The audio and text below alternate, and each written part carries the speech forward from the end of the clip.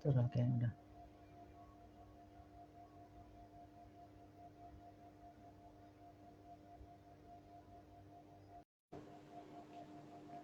Itu Om Doni udah bergabung itu?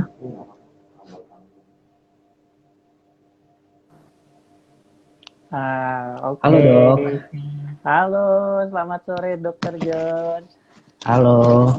Besarin Oke, dong ininya volume. sudah oke. Oke. Oke, baik kita mulai. Assalamualaikum warahmatullahi wabarakatuh. Selamat sore semuanya. Selamat bergabung lagi di IG Live-nya PetVet yang kita kasih nama Fasola Frequently Asked Solution and Answers. Dan yang topik hari ini seputar gigitan dan cakaran. Jadi being scratch or bitten, don't worry. Tapi mungkin apa yang bikin kita don't worry dan apa juga yang bikin kita worry harus waspada gitu ya. Nanti juga akan diterangkan oleh Dr.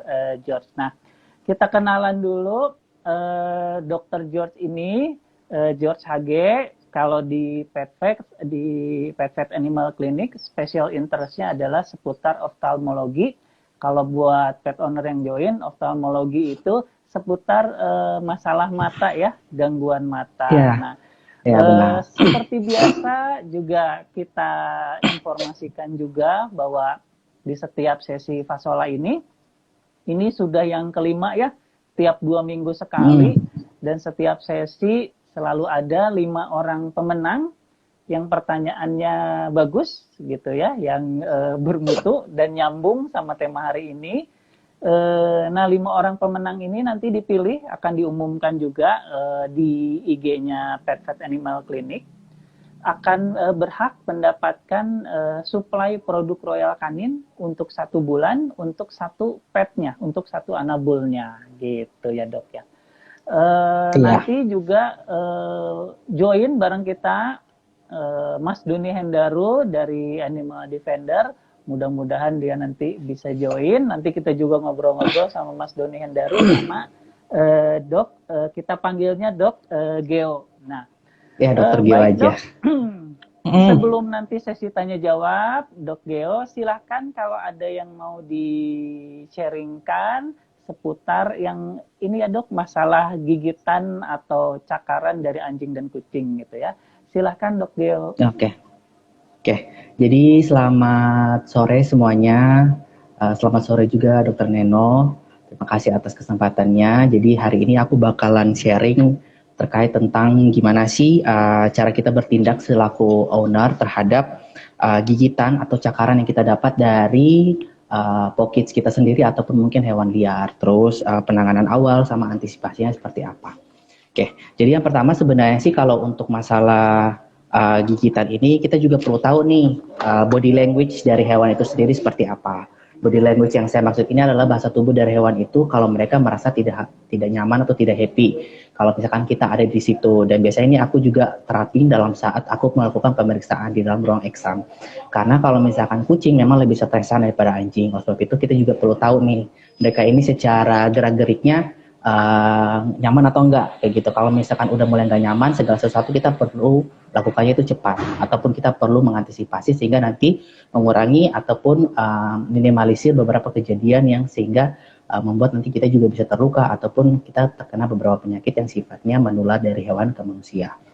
Kayak gitu. Yang pertama, kalau misalkan untuk kucing sendiri, mungkin ini saya merangkum dari beberapa, jadi istilahnya nggak terlalu paham atau expert banget, tapi at least mungkin ada beberapa body language yang perlu kita tahu. Yang pertama, kalau misalkan kita perhatikan telinganya, ini terutama untuk kucing dulu ya. Untuk kita perhatikan telinganya itu biasanya terlipat itu bisa ke belakang atau menyamping. Nah biasanya itu menandakan kemungkinan mereka itu lagi gugup atau takut.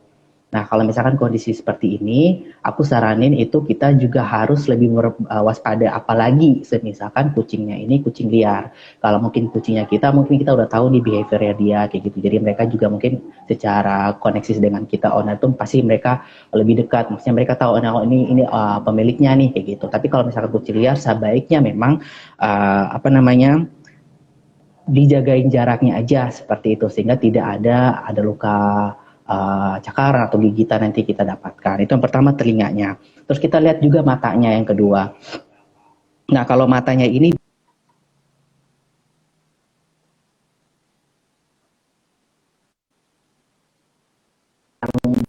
kecilnya, jadi kalau misalkan dia besar atau kecil itu juga dapat menandakan mereka ini dalam kondisi yang takut atau gugup. Nah, biasanya itu juga disarankan kalau bisa dijaga jaraknya seperti itu. Terus dilihat juga posisi ekornya. Yang ketiga kita lihat posisi ekor dari kucing itu sendiri. Kalau misalkan ekornya itu melipat ke dalam antara kaki belakang kiri dan kanan, itu menandakan mereka lagi sedang takut atau mereka lagi waspada. Oleh sebab itu kita juga perlu jaga jarak pada saat itu juga, sehingga nanti minimalisir lah untuk kita dicakar atau kita digigit kayak gitu. Terus yang paling terakhir mungkin ini paling sering dilihat sih, kita lihat bulunya, bulu. Jadi kalau misalkan bulunya itu pada berdiri kayak gimana ya, mungkin kebayang ya kalau kucing lagi benar-benar yang agresif, terus ini mereka bulunya itu semua pada berdiri dari ujung kepala sampai ujung ekor, biasanya itu berdiri. Nah itu juga menandakan mereka ini dalam kondisi yang memang waspada atau dalam kondisi yang memang berjaga-jaga seperti itu. Terus kalau untuk anjing gimana dok? Nah kalau anjing kurang lebih sih sama. Terus yang pertama, kalau anjing yang pertama itu mereka juga kalau terancam mereka menaikkan bulu kuduknya atau bulunya juga sama tinggi. Terus kalau mereka lagi kurang nyaman atau kurang happy, mereka kadang itu menundukkan tubuhnya atau jongkok. Itu juga kita perlu waspada. Apalagi kalau anjing yang udah mulai siap menyerang, biasanya sih mereka agak sedikit rendah dari biasanya. Bukan duduk ya, tapi mereka kayak lebih secara badannya mereka lebih rendah. Terus ekor, biasanya sih kalau anjing ekor juga itu juga termasuk kalau udah masuk di antara kedua kaki belakang kiri kanan, kita perlu waspada sehingga kita juga bisa minimalisir kecelakaan yang tidak kita inginkan seperti itu. Nah kembali lagi semuanya ini kembali lagi ke bagaimana historical dari hewan itu sendiri. Kalau misalkan hewan-hewan yang mereka ini tipikal yang udah di abuse atau udah disiksa dari owner sebelumnya, rata-rata nanti kita akan temuin seperti ini. Makanya kita juga perlu hati-hati. Jadi di samping body language, aku juga menyarankan kita juga perlu cari tahu secara historinya mereka ini seperti apa dengan owner sebelumnya, diperlakukan seperti apa. Sehingga kita juga bisa minimalisir hal-hal yang kita nggak inginkan yang terjadi kepada diri kita. Seperti itu. Nah, hal-hal ini yang perlu saya sampaikan ini untuk biar kita tahu sehingga kita juga bisa lebih aware, maksudnya kita lebih hati-hati kayak gitu. Terus aku juga bakalan sharing sedikit tentang ada beberapa breed yang mungkin secara pengalaman saya breed anjing ya, terutama ya breed anjing yang unpredictable. Jadi anjing-anjing yang mungkin sedikit bukan berarti semua breed ini seperti itu, tapi ada beberapa breed yang memang kita harus waspada juga kayak gitu. Kalau misalkan aku bahkan pernah digigit seperti itu, jadi perlu hati-hati kayak gitu. Jadi beberapa anjing yang memang kalau misalkan yang perlu kita waspadain, yaitu yang kalau breed yang large, itu biasanya sih ada Rottweiler, ada Doberman, terus ada Pitbull, ada German Shepherd, terus sama Akita. Nah kalau Akita ini memang aku pernah dapat alami dan memang mereka ini kurang apalagi sama orang baru seperti itu, jadi kita perlu hati-hati. Jadi mereka ini tipe kali yang agak mudian juga. Aku pernah periksa ada beberapa Akita yang memang pada saat mereka mandi di kita perlu harus pemeriksaan, dan mereka ini tipe kali yang memang mudian. Pada saat mau diperiksa dia langsung menerkam kayak gitu. Nah kita juga perlu hati-hati, dan memang Akita kita juga perlu harus pay attention lebih untuk breed yang satu ini seperti itu. Terus yang terakhir juga ada breed Choco. Aku pernah digigit juga sama Choco. Jadi hanya cuma lewat doang dari ruang periksa dan digigit gitu loh. Dan itu aku nggak ngapa-ngapain. Nah itu berarti otomatis memang mereka ini cukup cukup perlu kita waspadain juga seperti itu. Karena kalau Choco biasanya kalau pemeriksaan aku minta ada orang yang harus megangin ataupun ada ownernya. At least mereka jadi lebih nyaman seperti itu. Karena kalau ke dokter hewan pasti semua hewan tuh pasti akan merasa tidak nyaman. Oleh sebab itu memang kita perlu proteksi diri kita juga, dan aku biasa meminta owner itu kalau bisa ditemenin. Jadi mungkin ada breed yang secara kalau yang large itu yang tadi yang saya sebutkan, tapi kalau yang kecil juga ada yang kecil-kecil cabai rawit. Jadi kita perlu hati-hati kayak gitu. Nah, biasanya kalau yang kecil ini misalkan aku ada beberapa yang Chihuahua itu juga lumayan ada yang agresif. Terus ada Dachshund atau Tackle, terus sama ada Jack Russell. Jack Russell juga tuh perlu diperhatiin. Tapi yang saya sampaikan ini bukan berarti semua breed ini kita perlu gimana-gimana, enggak. Tapi ada beberapa memang mereka ini secara behavior itu individual ya, depends individual. Tapi tidak menutup kemungkinan juga breed yang lain, ada anjing kampung atau anjing yang lain juga mungkin bisa galak seperti itu. Tergantung dari mungkin historinya mereka sebelum diadopsi dengan owner yang baru ini, mungkin mereka kena abuse atau disiksa atau bagaimana, itu juga menyebabkan mereka trauma, seperti itu juga perlu kita perhatiin kayak gitu. Terus kita langsung masuk ke dalam intinya sih dok. Jadi kalau misalkan penanganan atau pertolongan pertama saat kita tergigit oleh peliharaan kita ataupun hewan liar terutama ya, karena bisa rata-rata hewan kita pasti kita sendiri pun udah memastikan secara kesehatannya, secara vaksinasinya seperti itu. Tapi tetap aku akan sampaikan gimana penanganannya. Yang pertama kalau misalkan tergigit oleh anjing atau kucing, kita langsung cuci luka tersebut dengan sabun dengan air yang mengalir selama 5-10 menit biasanya. Kenapa dengan sabun? Karena ada beberapa penyakit yang ditularkan oleh anjing sama kucing itu pembungkus dari bakteri atau virus itu tersusun atas lipid. Nah, biasanya sih kalau dengan ini dengan sabun itu dengan harapan bisa merusak dari si dinding dari si penyakit itu sendiri atau si bakteri atau virus itu sendiri seperti itu.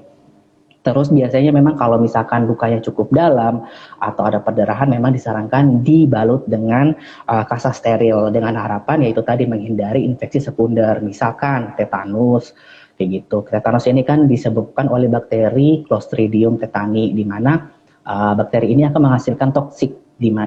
Toksik ini akan membuat kekakuan pada otot sehingga kita perlu namanya dibalut. Jadi istilahnya untuk minimalisir infeksi yang sifatnya sekunder atau memperparah kondisi yang ada. Terus jika tetap ada perdarahan yang mengalir aktif, lakukan penekanan di daerah atau di area yang luka itu tadi. Ditekan dengan harapan untuk menghentikan perdarahan.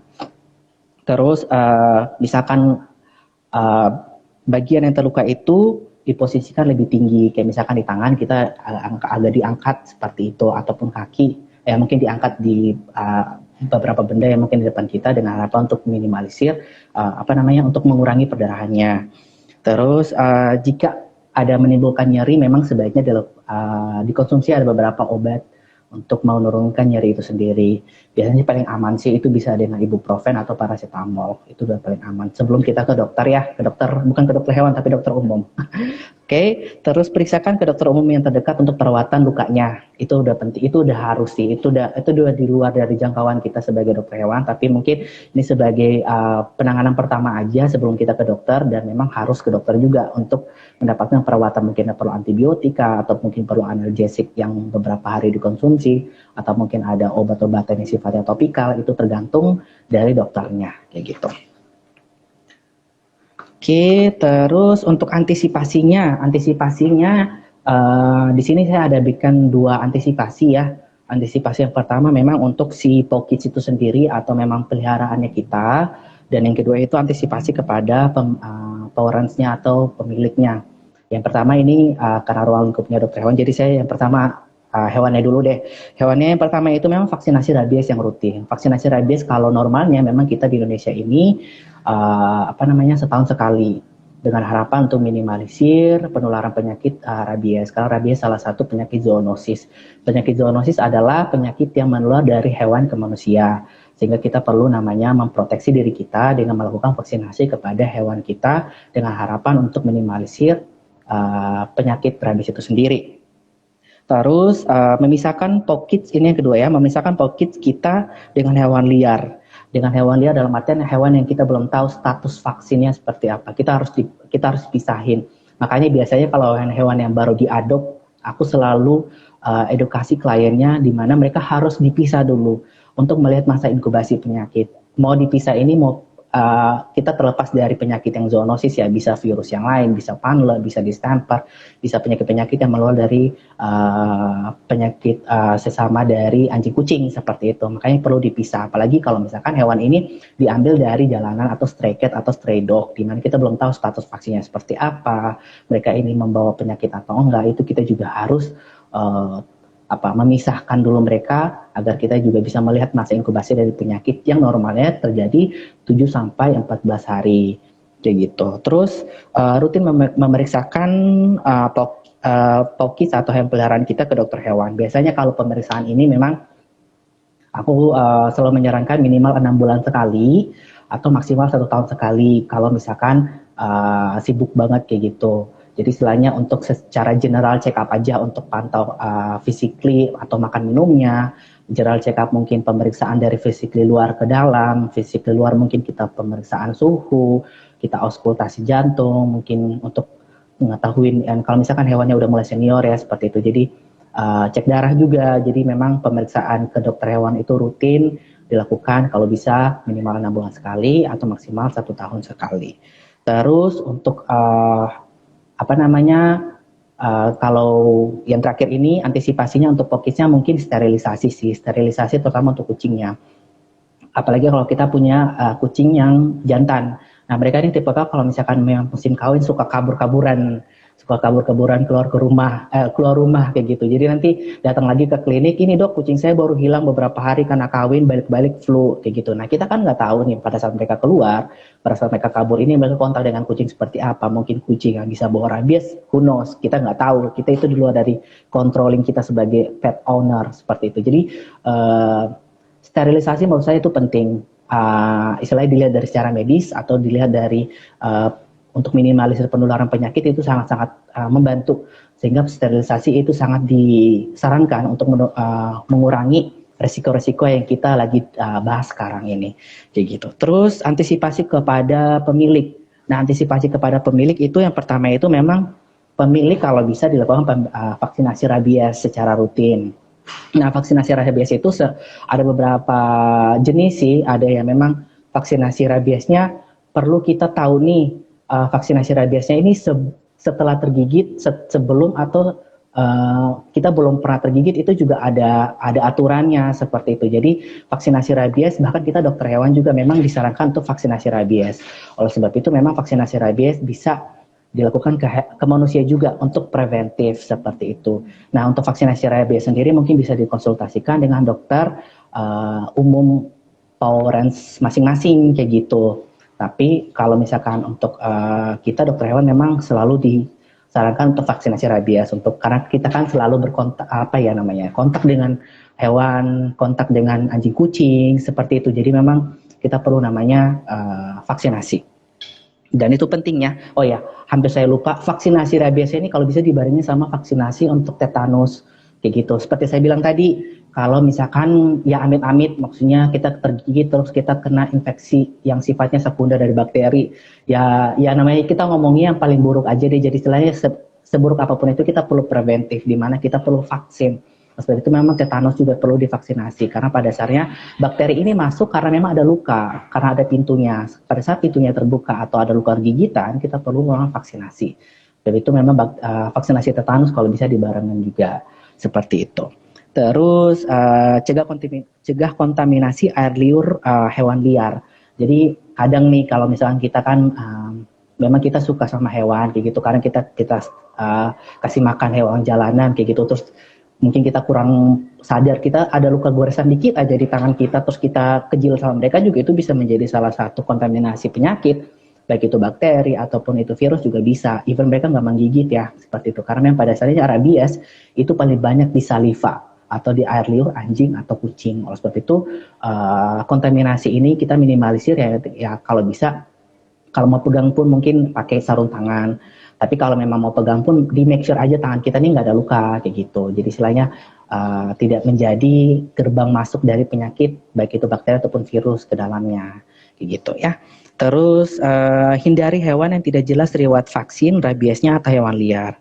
Dan ingat semua hewan yang membawa rabies tidak selalu menunjukkan gejala anjing yang gila atau yang kayak hewan yang benar-benar yang air liurnya banyak kayak gitu-gitu. Ada juga yang seperti hewan normal. Oleh sebab itu kita harus pay attention lebih terhadap hewan-hewan yang memang sifatnya dari lingkungan luar yang mungkin kita sendiri nggak tahu secara status vaksinasinya seperti apa, histori medikalnya dia seperti apa. Kalau misalkan ada penyakit-penyakit mungkin di luar dari rabies, misalkan bakteri, kayak gitu juga bisa. Terus apalagi kalau misalkan ada hepatitis, kalau nggak salah ya. Jadi itu juga bisa. Jadi perlu kita apa ya? Perlu kita pay attention. Nah di sini juga saya berbicara tentang bukan hewan anjing kucing aja ya, tapi kalau bisa mungkin hewan-hewan liar kayak misalkan musang. Kan sekarang di Jakarta pun ada beberapa pet owner memelihara hewan-hewan yang bukan hewan peliharaan atau eksotik yang yang dipelihara, misalkan monyet lah, terus ada musang, terus ada kelelawar. Kelelawar juga bisa bawa penyakit dan itu juga sangat berbahaya seperti itu. Jadi apa ya, perlu perlu hati-hati gitu loh. Maksudnya kita harus perlu memastikan hewan yang kita kontak atau yang kita pegang ini adalah hewan yang memang clean. Nah, biasanya sih kita harus jaga jarak. Aku saranin selalu jaga jarak kayak gitu. Terus yang paling terakhir sih mungkin yang paling simpel yaitu hindarin menyentuh hewan-hewan liar yang sudah mati. Nah, kita juga nggak tahu nih hewan-hewan liar ini mungkin kalau udah mati pasti udah datang hewan yang lain datang mungkin makan kayak gitu. Terus mereka ini bawa penyakit lain kayak gitu. Jadi istilahnya apa ya, diminimalisir lah kondisi-kondisi yang mungkin yang saya sebutkan ini yang dapat meningkatkan penularan penyakit baik dari hewan ke manusia seperti itu. Ya, jadi mungkin sementara itu aja sih dok dari saya. Jadi kalau misalkan ada pertanyaan atau mungkin dokter Reno ada tambahan, nggak apa-apa Oke, untuk oke. menambah.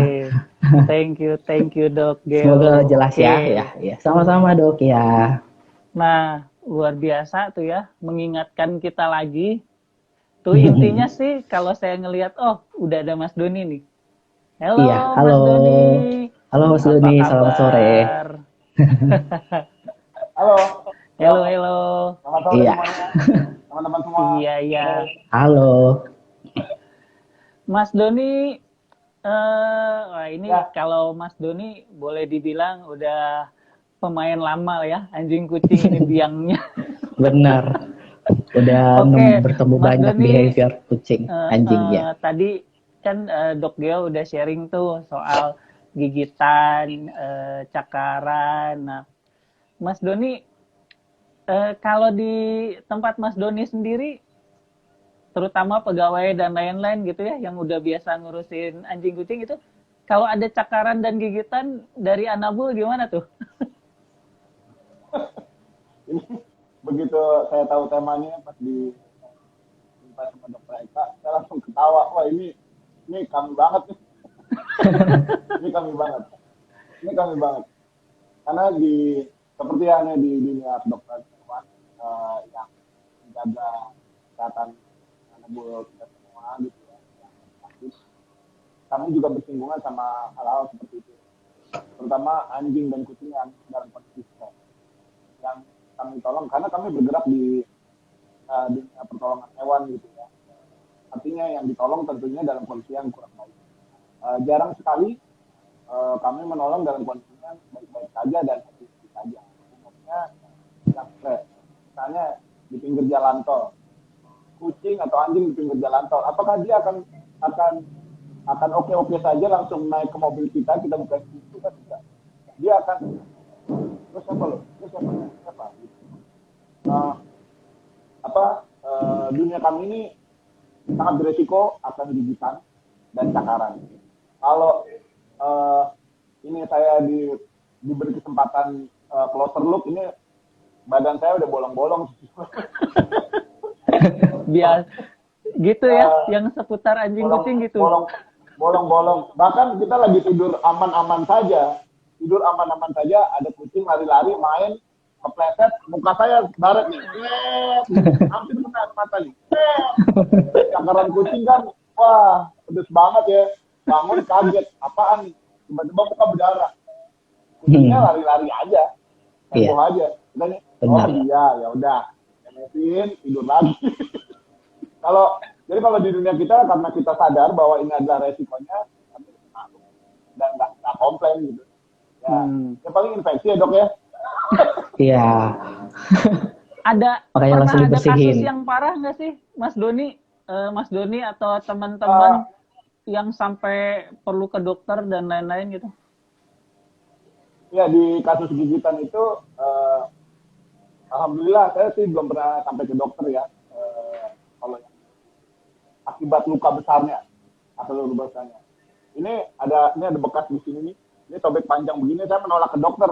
Tapi saya rapetin aja, saya selotip, saya kasih Tete Yojin, obatina tuh. Saya usahakan tidak bergerak gitu ya, jadi tisunya bisa rapat lagi. Saya tatoan, tapi saya malas disuntik, Dok. Gimana? Saya malas Takut disuntik. Jadi sekalinya itu saya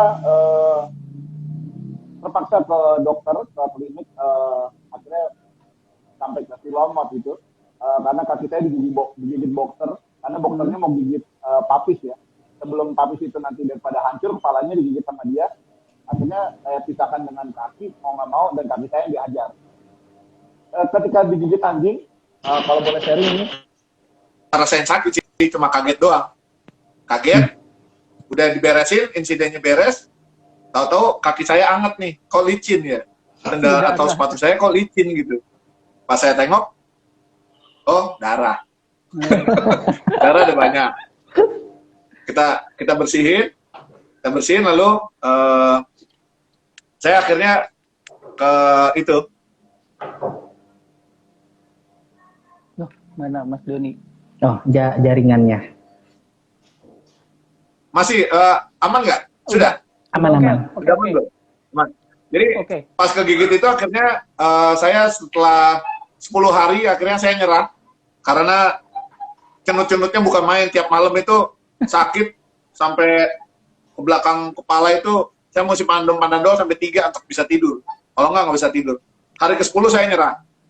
Akhirnya diperiksa dokter, disuntik tetanus, pantat saya disuntikin berapa kali, depannya lukanya dibongkar lagi semua.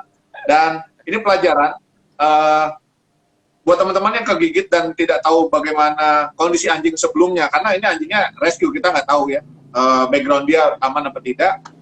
Sebaiknya lekas ke dokter, jangan ikutin kayak saya kemarin. Saya tinggal sendirian waktu itu, belum berkeluarga. Itu sendirian doang di rumah, demam, bingung mesti ngapain, dan badan ngilu semua. Jangan sampai teman-teman kena infeksi seperti itu. Luar biasa tuh pengalamannya buat kita juga tuh. Langsung teringat seumur hidup ya Om Doni ya. Saya juga nih pernah nih. Ada satu lagi gigitan yang ada satu gigitan yang lumayan nih, ada di rusukan saya. Ada satu herder loncat ke muka saya tangkis pakai tangan, dia berhasil jatuh, mundur, lalu nyerang lagi. Setahu saya, dia nggak berhasil badan, cuma karena saya lagi pakai jaket. Sudah sekitar 5 jam gitu ya. Sorry Om Doni, suaranya hilang. Suaranya hilang Om Doni. Tapi badan saya sampai ke sini. Herder. Bersyukur saya masih hidup waktu itu, karena teman-teman saya yang lihat saya diserang kabur. Ngeliat saya diserang kabur, bukannya nolongin bawa stick atau apa gitu ya. Ngeliat saya diserang bubar, hilang semua. Jadi saya belajar bagaimana saya bisa mengontrol apapun situasinya, dalam kondisi panik seperti apa, kita harus tetap bisa tenang dan melihat nih di mana celah bisa. Kalau kita ketemu sama anjing besar dan mereka powernya besar gitu ya, ketika tidak ada peralatan, tidak ada tempat buat kabur, satu-satunya cara adalah jangan lari. Teman-teman saya ingatkan, jika ada anjing agresif yang mendekati kita, misalnya ada rumah pacar nih, dia buka rumah, tiba-tiba ada anjing galak lari ke arah kita. Yang pertama, jangan lari. Anjing akan menerjemahkan kita sebagai buruan. Ya, jangan lari. Malah dikejar. Lalu lakukan 3 hal. No eye contact, no touch, no voice. Halo Blacky, halo aku teman kamu. Anjing nggak belajar bahasa Indonesia. Dia ngertinya gestur. Anda memasuki wilayahnya, Anda dianggap sebagai ancaman. Bagaimana caranya meyakinkan mereka agar kita bukan ancaman, bahwa kita bukan hewan buruan? Diam. Biarkan mereka mengendus kita. Mereka akan mengidentifikasi apakah kita ancaman atau bukan. Ketika 10 detik berlalu, dia udah cium-cium-cium, oh ini bukan ancaman, karena kita diam aja. Cuek, no eye contact, no touch, no voice. Diam aja. Anjingnya akan putar balik. dari pengalaman saya itu sangat ampuh sekali. Tidak dengan saya dog lovers kok, anjing akan kenalin saya sebagai dog lovers nggak akan kenalin saya. Ya silakan kalau mau pakai itu, kalau saya sih nggak percaya. Bau saya yang udah ratusan anjingnya, kalau ketemu anjing galak, ya mereka tetap galak, nggak karena saya bau anjing banyak lalu dia antar. Tapi bagaimana kita mempresentasikan diri bukan sebagai anjing. Kira-kira begitu dong. Oke, nah itu juga jadi cerita dari Mas Doni ini juga gambaran buat kita, nyambung juga dengan cerita Dok Geo, pentingnya mengenali body language gitu ya. Jadi itu lebih ke mencegah jangan sampai kejadian ya, kecuali kalau udah dikejar-kejar tadi kita pakai yang punya Mas Doni. Tapi kalau kira-kiranya suka ada kan ya, iya ada anjing, ada kucing lucu dideketin, kalau dari body language-nya sudah tidak bersahabat, ya janganlah ya, jangan sampai kejadian malah digigit. Nah, saya juga ada cerita nih, pernah digigit kucing sendiri, biasanya sih no problem, tapi kali ini karena dia berantem, saya misahin tuh ya, kucing betina, dan itu nempel di tangan tuh digini-gini tuh ya, udah nempel aja di sini, udah nggak kehitung lagi berapa gigitan dan cakaran, dan nggak ada darahnya, saya cuci. Cuman waktu itu saya cuci pakai sabun, saya lupa nggak keluarin darahnya sebisa mungkin. Dan karena memang yang dalam tapi nggak ada darahnya gitu ya. Kok sakit tapi nggak berdarah tuh dok ya? Iya. Sakit tapi nggak berdarah tuh. Sakit terus. Oh dalam banget. Akhirnya udahlah cuci sabun, oke, nggak dikeluarin gitu ya karena sakit banget. Udah malamnya demam saya. Oke, nggak benar nih. Saya minum antibiotik yang simpel ya, amoxicillin. 2 hari nggak turun demam. Setengah badan saya panas. Setengah dingin, setengah badan yang digigit itu tangan panas. Terus kelenjar getah bening di ketiak bengkak. Saya habis itu minum antibiotik yang lebih keras, cefadroxil. 2 hari nggak ngaruh juga. Nyerah saya ke dokter deh. Saya cerita ke dokter gini, kucing sendiri gitu ya. Itu saya udah setengah segini panas, setengah segini dingin, udah nggak jelas itu, setengah badan. Nah, habis itu saya cerita gitu, sama dokternya diresepin 1 antibiotik, yang pada waktu itu di rumah sakit dia, tabletnya cuma ada 4. Jadi saya mesti nyari di apotik lain, waktu itu saya masih di Bogor juga. Dan percaya nggak, 1 tabletnya 200.000. Mahal ya dok ya? Mahal banget. Dan saya harus... Itu nggak ada generiknya tuh dok? Saya harus minum 10 tablet. Jadi apotek-apotek tuh nyetok cuma 1-2 tablet. Tapi dikasih itu cespleng tuh. Tablet kedua... Kalau namanya apa itu dok obatnya? Nama obatnya? Levofloxacin. Pada waktu itu masih jarang dan harganya mahal banget, 200.000. Kalau sekarang sih udah lebih banyak gitu ya. Oke, dari situ pelajaran buat saya, luka apapun harus saya coba keluarkan darahnya sebisa mungkin. Takutnya keburu masuk tuh ya. Nah, kayak begitu. Nah, itu pelajaran aja. Nah, kita coba jawab pertanyaan nih ya. Udah banyak banget. Ya, boleh. Dari Our Cats Diary, saya Yusril izin bertanya, cakaran gigitan seperti apa sih dok? Dan Om Doni yang harus kita waspadai? Soalnya saya tiap dicakar kucing di rumah, ya udah aku biarin aja. Nah, berarti sebenarnya lagi beruntung. Silahkan dok. Oke, jadi kalau misalkan kalau cakaran sama gigitan sih sebenarnya sih tadi yang udah Dokter Neno dari bagian ceritanya itu udah sangat jelas sih. Mau dia kecil atau besar, memang sebaiknya langsung dibersihkan, langsung dicuci dengan air mengalir. Terus kalau bisa memang agak ditekan biar darahnya itu keluar. Kenapa? Karena pada dasarnya memang masuknya penyakit itu dari sel darah. Jadi dengan harapan ya kita logikanya darah yang masih fresh itu udah terkontaminasi lah sama mungkin cakaran dari kucing ataupun liur dari kucing, di mana liur sendiri pun juga liur hewan itu bukan yang bersih ya, masih ada bakterinya juga seperti itu. Nah, tapi kita langsung ditekan sambil dicuci. Nah, dicucinya dengan air yang mengalir, bukan kita cucinya doang tapi nggak pakai air mengalir ya, berarti otomatis kita cuma hanya membiarkan si penyakit atau si bakteri ataupun sesuatu yang ada di liur atau yang udah mulai tergigit itu hanya di areanya sini aja.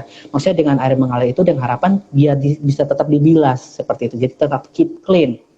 Nah, dibersihkan pun dengan sabun. Nah, seperti saya bilang tadi, aku bilang karena hampir semua sel dari bakteri ataupun virus itu memang tersusun atas lipid. Nah, lipid itu lemak ya, maksudnya kalau dengan sabun ya dengan harapan itu mereka lebih secara terbasmi lah ya. Terbasmi, hancur lah kayak gitu. Jadi memang dicuci terus langsung dicuci terus dibilas dengan air yang mengalir seperti itu kalau dari saya. Tapi kalau misalkan memang dia cukup dalam ataupun memang sampai perdarahan dalam, ya mungkin pelajaran dari Dokter Neno itu mungkin mengajari kita jangan menunggu sampai kita langsung sakit setengah badan kayak gitu. Betul. Kalau bisa langsung ke dokter. Jadi istilahnya untuk minimalisir pengeluaran juga, karena pengeluaran untuk kesehatan juga sangat mahal. Seperti hewan juga mahal, manusia juga mahal. Sebab itu memang segala sesuatu kalau bisa dipreventif di awal. Even itu cuma digigit, mungkin kita langsung ke dokter aja. Istilahnya mungkin dokter punya resep atau beberapa obat yang sifatnya preventif di awal itu juga bagus. Seperti daripada kita harus udah setengah badan, udah sampai ada yang bengkak, itu juga menurut aku wasting time atau dengan kita juga buang duit jatuhnya kayak gitu. Palingan dari saya itu aja sih dok. Mungkin ada tambahan dari Om Doni. Nah Mas Doni silakan kalau ada yang mau ditambahkan. Ya, perlu diingat bahwa teman-teman semua, anjing itu lebih banyak gigitan, kucing cakaran. Walaupun benar. kucing menggigit, ya, gigit. Nah, 40% sampai 50% kucing yang beredar itu dia bawa bakteri Pasteurella dan Bartonella. Bartonella ini dia bikin demam, bengkak, tapi antara 3 sampai 10 hari. Nah, kalau yang Pasteurella ini langsung nih kenceng. Nah, bakteri-bakteri ini umumnya kena nih kalau ke teman-teman yang pada begitu doang, ngeremehin luka gigitan. Itu akan berakibat pada hari-hari kalian yang pas malam tidur cenut ya. Terus area gigitannya anget, ya anget di tangan gue bukan gigit nih, itu anget. Anda mulai infeksi, jadi jangan remehkan. Segera basuh dan lain-lain. Tapi kabar baiknya bahwa hal ini mudah sekali ditangani, gitu ya. Tapi bukan karena mudah ditangani lalu kita remehkan. The sooner the better. Jangan lupa imunitas tubuh itu sangat berpengaruh ketika kita dapat gigitan. Teman-teman bisa perbaiki imunitas ketika sedang kena gigitan, vitamin C atau imbus misalnya ya. Benar. Itu akan sangat berpengaruh. Saya kalau lagi capek banget badan, misalnya lagi gak enak badan, kena gigitan, kena cakaran, itu kusut tuh. Itu sembuhnya susah karena body sendiri lagi sedang tidak enak dan imunitas turun. Tapi kalau saya lagi fit kayak sekarang nih kena gigitan. Kemarin habis kena gigitan nih. Habis kena gigitan, ini masih ada berdarah dalam nih. Ini pas lagi steril, ini dikunyah saya rasa kuku saya lepas, ternyata kuku saya tidak lepas, aman. Saya urut ternyata kebasnya hilang. Ini udah nggak bisa digerakin nih tadi jarinya, cuma lurus begini doang. Urut gitu, ternyata nggak ada lepas kukunya. Saya cuci bersih, udah kasih tetoyojin, ternyata nggak ada luka, ada aman. Jadi jangan remehkan luka-luka. Dan kalau bisa, kalau teman-teman mau nangkep kucing, misalnya teman-teman suka nolongin kucingnya galak banget, jangan tangkap tangan kosong. Ayo tangkap pakai misalnya peralatan. Contohnya pakai sarung tangan las tuh yang sampai panjang tuh. Teman-teman bisa beli di Asever atau bisa DIY. Itu ada tangannya panjang segini, sarungnya. Itu kalau kegigit tembus memang, tapi tidak sedalam seperti kalau kalian nggak pakai proteksi. Atau misalnya nangkep kucing galak, mau di steril, mau dibawa ke pet, saya mau ikut bakso steril misalnya. Teman-teman nangkep pakai jaring ikan, begitu ketangkep, jangan ditangkap pakai tangan kosong, tapi tutupin pakai handuk yang tebal, perkirakan di mana kepalanya, lalu pegang lehernya, masukin ke kennel box. Jadi minimalisir, bukan karena kita sering megang kucing lalu luka apa-apa. Ya, situ aja sering drama nantinya. Iya ya, drama sama luka. Sejago-jagonya mendingan tangan mulus ya. Dokter hewan saya rasa nggak ada yang tangannya mulus. Iya benar. Lebih banyak luka-luka daripada preman kalau dokter hewan. Kalau boleh memilih, saya lebih milih digigit anjing dibanding digigit kucing. Karena digigit kucing pasti infeksi, pasti bengkak, pasti cenut-cenut. Kalau dokter-dokter juga pasti setuju. Lebih memilih nggak digigit deh. Nggak digigit. Kalau saya memilihnya tidak keduanya sih dok.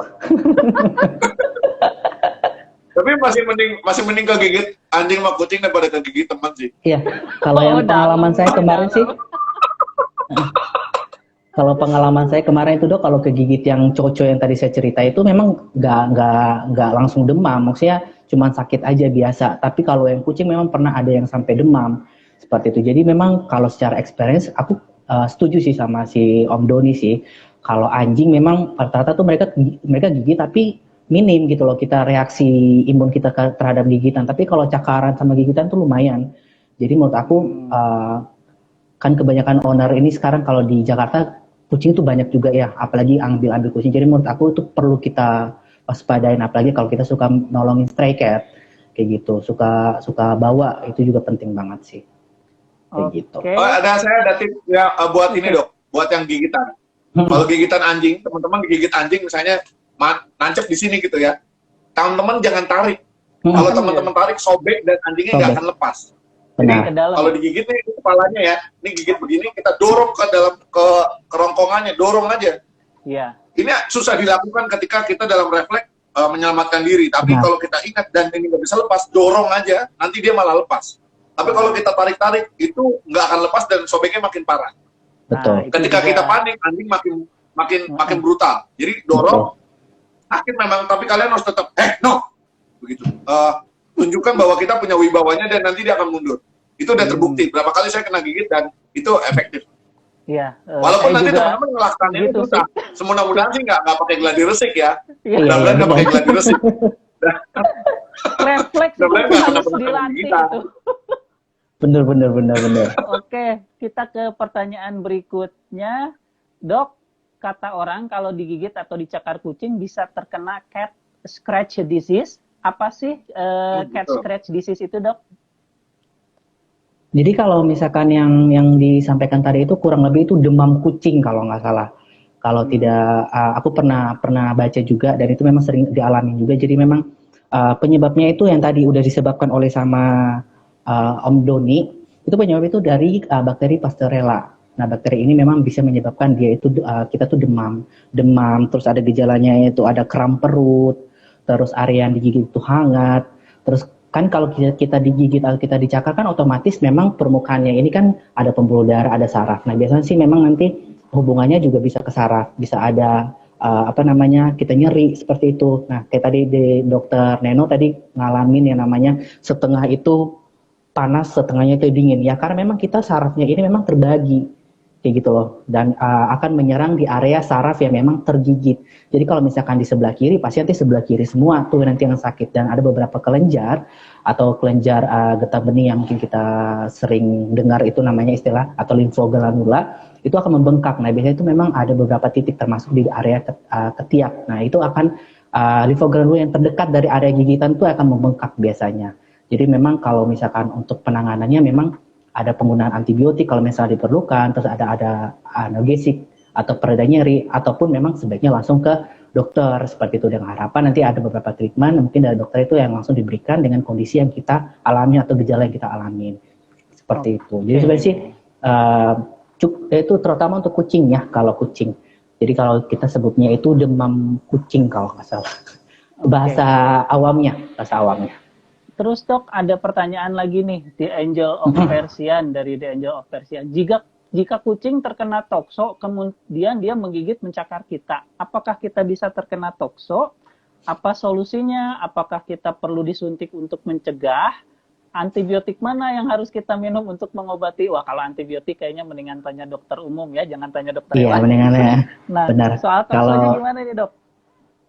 Kalau tokso, aku hanya mau meluruskan aja, tokso itu memang lebih banyak di pencernaan.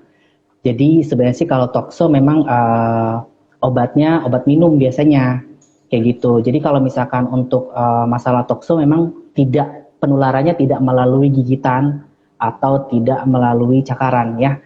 Kembali lagi tokso memang paling banyak itu di pencernaan. Nah, untuk pencegahan tokso segala macam memang didiskusikan dengan dokter umumnya untuk terkait obatnya. Terus memang penularannya itu dari makanan atau minuman. Kembali lagi, kucing tidak hanya membawa tokso, ada hewan lain juga yang membawa tokso. Seperti itu. Bisa ada hewan besar atau ternak itu juga bisa, anjing juga bisa. Jadi kita maksudnya di mindset oleh masyarakat itu memang tokso cuma kucing, tapi tidak semua kucing itu membawa tokso seperti itu, dan penularannya memang lewat makanan atau minuman yang terkontaminasi dari feses ataupun hewan yang membawa tokso itu sendiri, karena tokso itu paling banyak di pencernaan seperti itu. Nah dok, tadi kan dokter nyaranin nyuci pakai air sabun nih. Ada yang nanya juga, Firlivi, dok, kalau luka cakarnya untuk pertama dibersihan pakai alkohol atau air infusan, gimana nih dok? Sebenarnya sih kalau misalkan pakai alkohol, kembali ke ownernya sih, tahan apa enggak perihnya itu. Perih banget. Nah, kadang kita dokter pun kalau memang udah, karena kalau biasanya saya sih pernah pakai alkohol karena memang udah harus cepat gitu loh, kecakar, udah ke gigi, tapi kita belum beres nanganin si kucingnya ya. Aku nggak mungkin pakai 10 menit hanya cuci tangan dalam ruangan dong, kucingnya makin stres. Biasanya kalau masuk alkohol, nah itu kita harus tahan, kembali lagi. Tapi kalau misalkan memang luka gigi kita itu besar, tidak disarankan pakai alkohol. Kenapa? Nanti bisa menyebabkan kerusakan jaringan. Kalau jaringannya nanti rusak, nanti sembuhnya nanti makin sulit kayak gitu. Jadi memang sebaiknya pakai air aja. Nah kalau misalkan pakai NaCl juga nggak apa-apa seperti itu. Lah, pakai minum keras. Jadi itu ya mungkin kebanyakan nonton di film-film bisa pakai alkohol itu kalau misalkan urgensi. Kalau misalkan kita lagi di nggak tahu di tempat mana, di hutan mana, dan memang kita punya alkohol, ya mau nggak mau seperti itu. Tapi kalau memang di sekitar kita memang ada sesuatu yang bisa kita manfaatkan, atau air ataupun sabun, prefer pakai itu, karena memang untuk ya kembali lagi kita bisa tahan nggak sih. Kalau misalkan alkohol sih, kalau aku memang menyarankan nggak usah dulu. Kalau memang kecil mungkin pakai air, sama pakai air mengalir sama sabun kayak gitu. Beda ceritanya kalau kita lagi di tengah hutan atau lagi di mana gitu, terus kita tergigit oleh hewan liar yang ada di hutan dan kita cuma ada punya alkohol, ya nggak apa-apa gitu. Yang penting ditahan aja, karena itu pasti sakitnya minta ampun, perihnya minta ampun. Yang kecil aja itu udah perih banget, apalagi yang besar banget itu pasti perihnya, aku nggak tahu itu bisa kayak gimana. Kayak gitu. Oke. Tadi malah ada yang komen aja, pakai bensin. Aduh, ada ya. Habis bensin dibakar aja sekalian lagi. Oke, dok, ini pertanyaan berikutnya nih. Dari Fajrina Margaret Viruliana. Wah, ada virusnya, Viruliana nih. Dok, saya mau nanya, jika kucing kita belum divaksin, tapi dia suka gigit-gigit tangan sama kaki kita, dok, apakah tidak ada efek samping untuk kesehatan kita? Gigit-gigit dok, tapi belum divaksin, gimana nih? Gigit bercanda kali ya, bukan gigit marah atau iya, kayak kalau kucing sih emang suka gigit-gigit ya, apalagi kalau masih kitten ya. Kalau misalkan masih di bawah 1 tahun atau mungkin 1 tahunan, mereka kadang kalau bermainnya suka gigit-gigit. Cuma dipastiin lagi nih, gigit-gigitnya ini kalau kita ownernya gigitnya udah keluar darah, ya harus diperhatiin nih. Kalau udah keluar darah, ya kita harus juga, oh ini harus ke sana nih, harus ke sini. Nah kalau menurut saya yang pertama harus divaksin dulu kayak gitu. Kembali lagi, namanya juga penyakit kita nggak bisa kontrol, kita nggak bisa tahu kapan datangnya. Jadi sebaiknya walaupun memang kita udah bisa make sure kucingnya ini dalam rumah aja, tapi kita nggak tahu gitu loh, dia sebelumnya dengan siapa, ataupun mungkin secara silsilah keluarganya mungkin juga ada yang seperti itu, atau memang dapatan itu juga bisa. Oleh sebab itu memang kalau bisa divaksin. Terus yang kedua, kalau misalkan ke manusianya, kalau misalkan udah mulai darah, aku saranin kayak tadi udah yang saya bilang, dibersihin. Nah kalau untuk pokisnya sendiri, memang kalau untuk kalau kita pengen cari tahu ini dia punya rabies atau enggak, itu kan jalannya pemeriksaannya pasti lama banget ya dok ya, harus sampel darah lah. Terus yang paling aku sempat baca itu ada pengambilan sampel cairan dari otaknya kayak gitu, atau sumsum tulang, dan itu kan menurut aku bukan sesuatu yang murah seperti itu. Daripada kita sudah sampai di stage sana, mendingan kita preventif dengan apa? Vaksinasi, yang menurut aku masih lumayan bisa terjangkau kayak gitu loh. Jadi kalau menurut aku divaksin kayak gitu. Jadi dengan harapan untuk minimalisir infeksi, dan kita pun sebagai manusia mungkin divaksin juga, divaksin rabiesnya, kalau nggak dengan vaksin tetanus kayak gitu. Jadi jangan menunggu sampai kenapa-kenapa deh kayak gitu. Menurut aku sih itu sih dok. Boleh menambahkan ya dok? Silakan, boleh. Teman-teman yang seperti yang disampaikan sama dokter tadi, lebih baik preventif, karena preventif itu jauh lebih murah daripada kuratif di mana-mana. Ya, betul. Preventif lebih murah daripada kuratif. Lalu tentang aman nggak kucing saya gigit-gigit, yang perlu diingat adalah yang nanti kalau gigitan itu adalah masuknya, atau cakaran itu masuknya nanti bakteria, bukan virus. Nah kalau vaksin itu kan virus ya. Terus nanti menular ke manusia atau tidak. Yang zoonosis itu yang perlu diwaspadai ketika dalam cakupan kita pelihara hewan peliharaan di rumah itu rabies, ya. Yang pertama rabies. Rabies itu di cover pakai vaksin. Jadi jangan tunda vaksin hewan kesayangan kalian dan nggak usah khawatir, tetap bermain seperti biasa. Yang penting kita melaksanakan perlindungan mereka dengan maksimal, memvaksin mereka, hidup sehat, buang kotorannya dengan baik, jangan tiru saya ya, saya mengutuk kotoran dengan tangan kosong gitu ya. Apalagi yang sedang mengharapkan keturunan agar lebih telaten ketika ngurusin kotoran, harus pakai sarung tangan plastik atau sarung tangan karet. Ya kalau bisa jangan ngurusin, minta suaminya beresin gitu ya. Jadi jangan nanti hidup kita kotor tapi nyalahin kucing sebagai nggak bisa punya keturunan. Banyak lebih mayoritas orang-orang yang kena tokso itu bukan pemelihara hewan loh. Mereka-mereka yang tidak memelihara hewan malah lebih banyak. Yang makannya jorok, yang makan sayur-sayuran mentah, yang gaya hidupnya, pola hidupnya jorok. Ya, jadi jangan salahkan si kucingnya, tapi bagaimana kita menjaga agar kita tetap higienis, agar kita tetap punya sanitasi diri yang baik, gitu ya, teman-teman. Jangan berharap punya keturunan tapi kitanya jorok misalnya ya, atau misalnya ada teman saya cantik udah 5 tahun nggak punya anak juga, oh ternyata penyebabnya bukan karena tokso, karena dia jomblo. Jadi solusinya jangan harapkan. Aku udah serius tadi ya sebenarnya, udah serius tadi. Oke. Aduh, oke. Nah, lanjut nih. Saya sih cuma ngingetin aja ya, karena kan ya dok ya, kalau pemilik kucing tuh ya dok suka nggak vaksin rabies, karena mereka tuh nganggap bahwa rabies tuh anjing.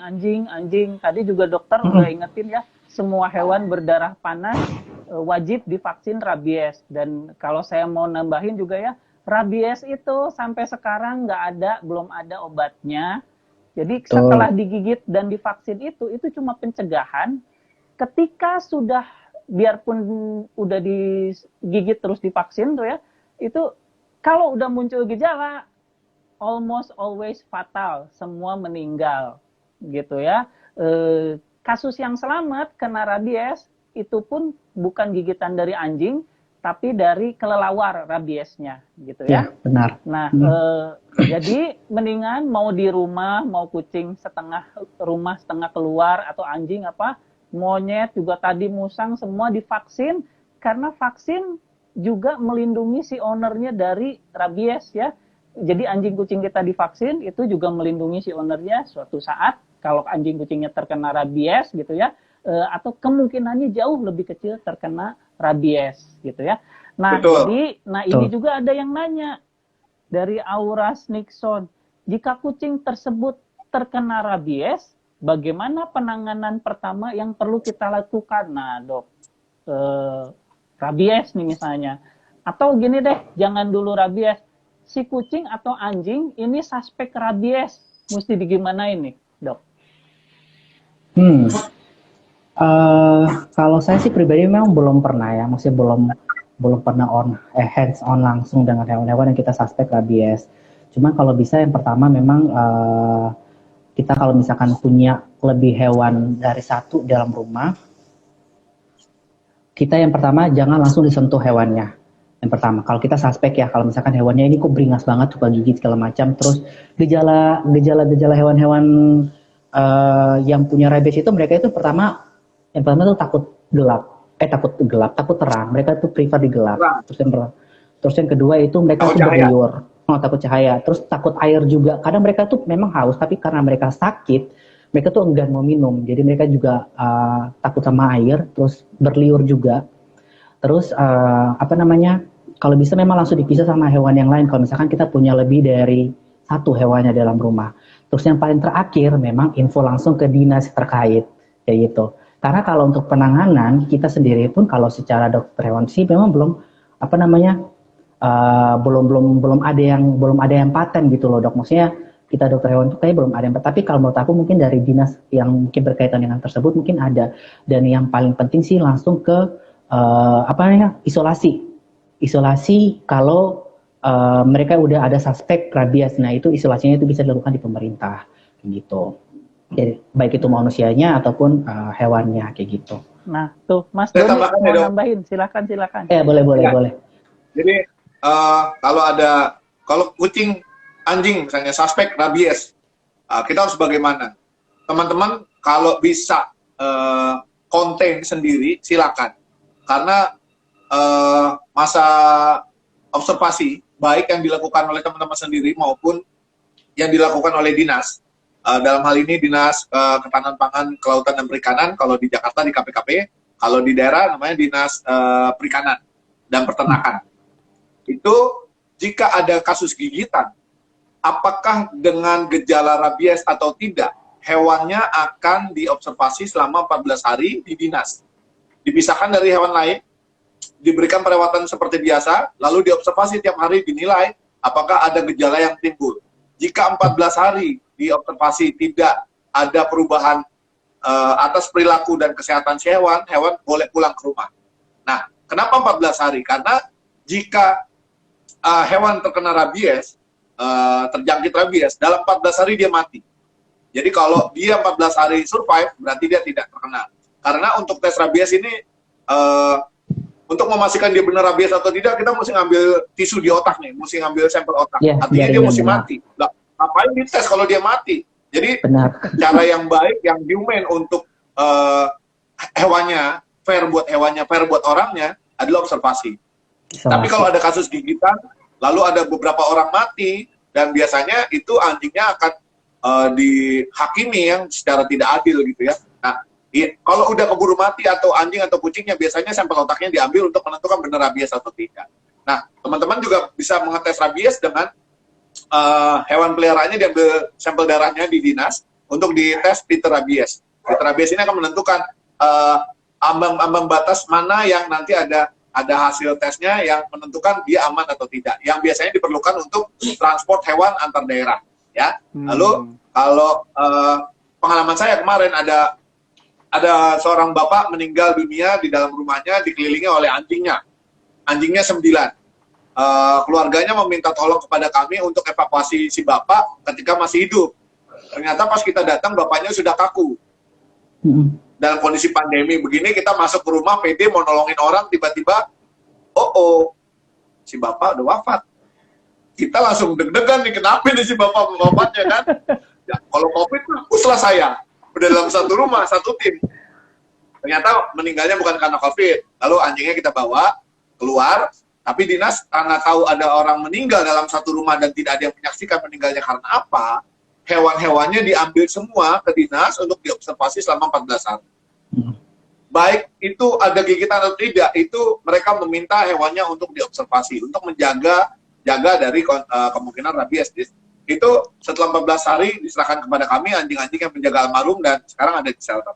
Jadi kira-kira begitu, 14 hari itu maksimal si hewan itu punya kesempatan hidup.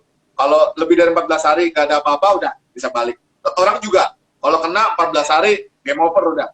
Kayak yang kasus Pontianak itu di pinggiran, di Singkawang dan lain-lain, itu orang banyak kena gigitan karena nggak aware. Digigit anjing doang biasa, ternyata dia rabies. Hari ke-10, hari ke-13 gitu ya, udah bikin buku Yasin aja dulu, karena 15 hari dah balik surga dia. Thank you, luar biasa. Terima kasih Om Doni. Kali ini karena IG katanya cuma bisa sejam, daripada kita tebak-tebak kepotong apa enggak.